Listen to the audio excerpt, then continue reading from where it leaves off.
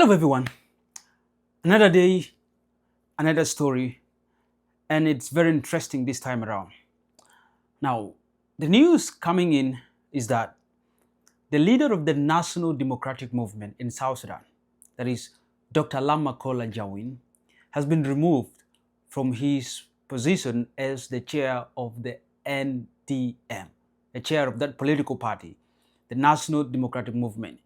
Lamakol was removed by a section of members of the party, and they replaced him with another guy who used to be the Secretary General of the party. Now, a very interesting thing about this removal of Lamakol is that, there are so many claims that came in that actually led to his removal, according to what these guys say. And they are saying that Lamakol has been undemocratic in the party, and that he has been practicing nepotism and tribalism, and he is not actually adhering to democratic principles in the party. One of the reasons they cited is that out of the about 9 members of the National Assembly and the the Council of States, out of all the 9 members which were appointed, 4 of them happen to come from Lamakol Ajawin's tribe, which is the Shilluk. And for that reason, the members of the party, who are non-Shilluk, I believe, they say that Lamakol is tribalistic. He is practicing tribalism in the party, and also actually gave one of the positions to his in-law. That is what also they said. But apart from that, they also said that I think Lamakol has been bringing in some of individuals that are closely to him, actually to attend meeting that actually was supposed to decide who the next chairperson of the party would be. So he brought in people from his own tribe so they could actually give him an easy way towards the position of being the chairperson of the party. I think that's something close to the National Delegates Conference or something like that. I mean, political parties have different structures, of course. And one of the structures is that where at the end of the year, maybe close to an election, the delegates have to come together and then they have to decide if a certain person have to be their chairperson of that political party. In other countries called the NDC, in other countries called the National Central Committee, and all this kind of stuff. So these people claim that Lamakol Ajawin has been a tribal man or practicing nepotism, bringing in his relatives and also people from his tribe into positions in the party that are very prominent. And for this reason, they say they're actually removing him from the party. And the other reason is that Akol has been practicing unilateral decisions in the party, and being the chairperson of the party, he has been exploiting his role by actually deciding on issues which is supposed to be consulted wider by the membership of the party. But in most cases, Lamakol Ajawin decides these issues by himself. He doesn't consult. So these are some of the reasons why the members of the NDM, the National Democratic Movement, decided to remove Akol from his position, and they have appointed a new person by the names of Majud Biel Turuk, who was the former Secretary General of their party. A very interesting thing to learn from this one is that I'm starting to think so deep why this is happening often in South Sudan.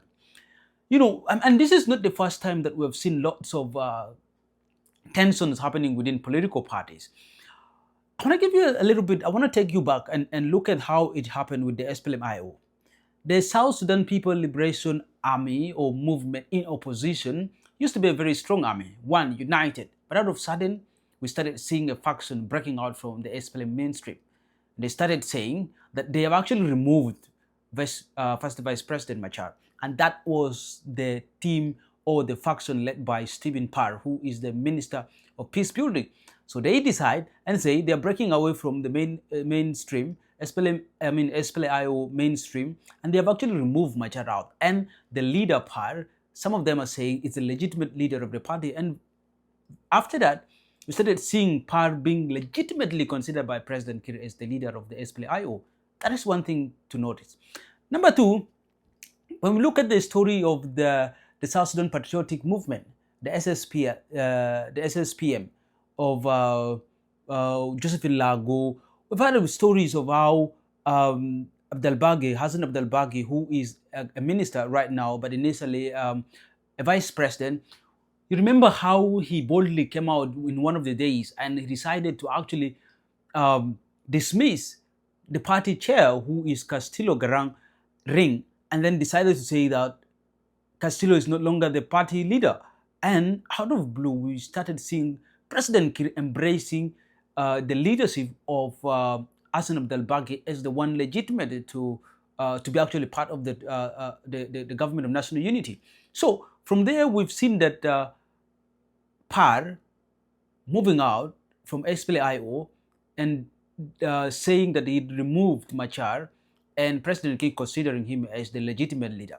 We've seen Hassan Abdel Baghi coming out and deciding to have actually fired Castillo Garang from his position as the leader of the South Sudan Patriotic Movement. And out of a sudden, we see President Kir considering Abdel Baghi again as the legitimate. And now we're seeing these happening with the NDM, the National Democratic Movement, where a section of the party members have decided to wake up in one of the days and just come out on the public and say they have removed Dr. Lamakola Ajawin from his position as the chair of the party. What is happening? And maybe very soon also we will see that President Kir will start recognizing these people who actually fight him as a legitimate. But exactly what is happening here? You know, and when I analyze all this, from the story of the SPLA-IO and how Stephen Parry decided to allegedly say he has removed Machar and is now the legitimate leader, to Hassan Abdel Baghi, and now to this story of Lamakola Ajawin, it takes us all to the strategy of divide and rule.